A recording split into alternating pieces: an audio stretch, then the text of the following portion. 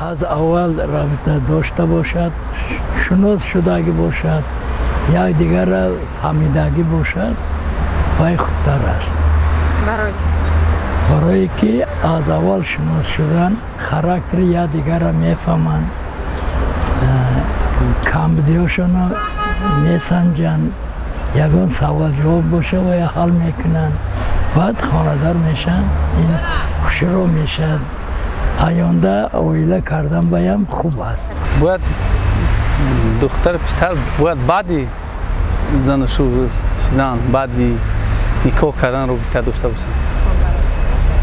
برای که خیلی ما الحمدلله مسلمانیم و باید نکاح باشن با سنت پیغمبر ما همه چی روایت کنیم. دختر پسر نباید همراه پیش از توی یک با کینو روند یا با یگانجا تماشا روند.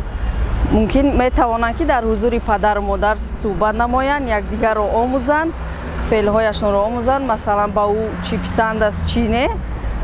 خیلی بعد میتوانند توی کنند. ممکن است پیش از توی کردن یگان جا رفتن نشستن، شهر نیست یگان کینو رفتن، بعدی توی خیامش می شود. چون که در فرهنگ تاجیکی ما این چیزها راست نمی آید. از اول که نبود ما هم نمی خواهیم کنیم.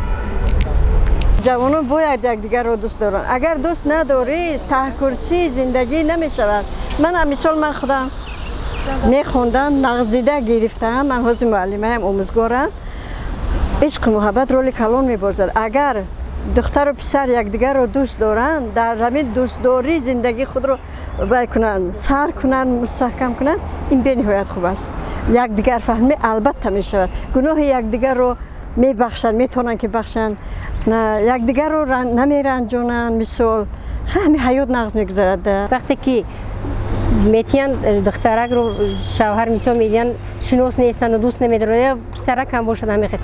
وقتی که وای زنی خودش رو دوست نداشت و دنیا فرزندی که وای به دنیا میآورد، البته وای فرزند رو دوست نمیدارد، ناسالم به دنیا میآید، از جهتی که وای در این عائله یگون مهر نیست، شفقت نیست، برای همین خیلی به دنیا فرزند ناسالم میآید. وقتی که دختر بسیار رفت آمد و گفتگو میکند، پیشتر بچه رو میآموزد، بچه دختر رو میآموزد.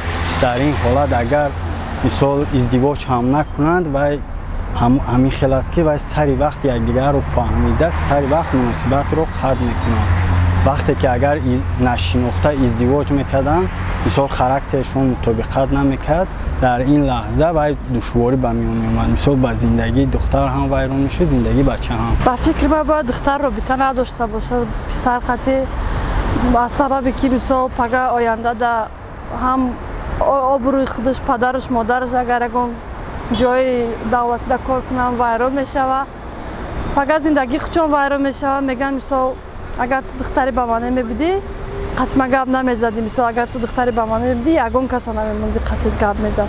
ازش تو قطعا که گپ زده باشه تو قطعا چند کس دیگه هم داشتم که میتونی گپ زدی.